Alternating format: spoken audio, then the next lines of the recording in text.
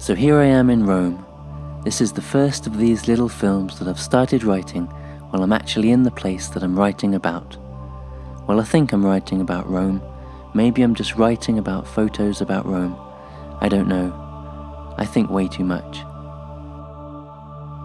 So I brought with me 2 cameras and a handful of Italian phrases that have enabled me to buy pizza, red wine, tiramisu, and 4 rolls of Kodak Ektar 100 film. That is to accompany my Contax T2, which I think it did wonderfully. I have to say that I'm kind of in love with some of these colours. I've edited the pictures lightly and done what I needed to do. Some of these pictures give me a magic feeling that I can't quite describe. I'm really pleased with them. On my first full day here, I took a walk over to the Colosseum.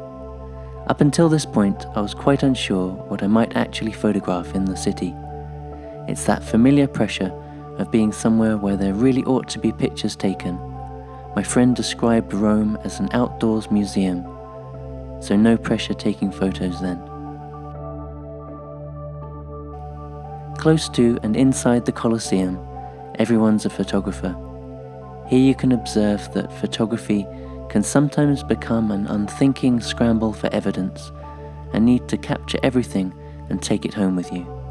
Especially if you're far from home.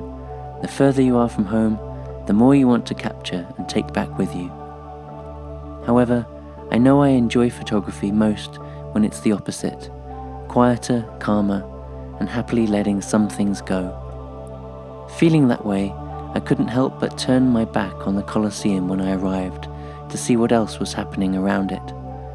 Cars and mopeds were passing underneath the bridge I was standing on, and I saw there was a beautiful yellow building nearby, so I walked over to take a look at that first.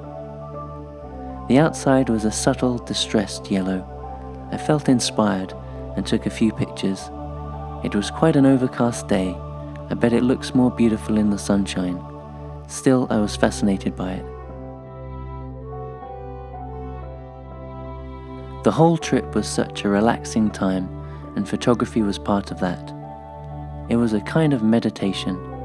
I didn't feel like I was constantly looking for photos, but instead I just felt open to them. Just aware of my environment, and it was such a calm, positive feeling. After I used up my 4 rolls of film over a few days, I didn't take too many pictures, and that was nice too. Walking down one street in Rome, I began thinking about what shots I was looking for.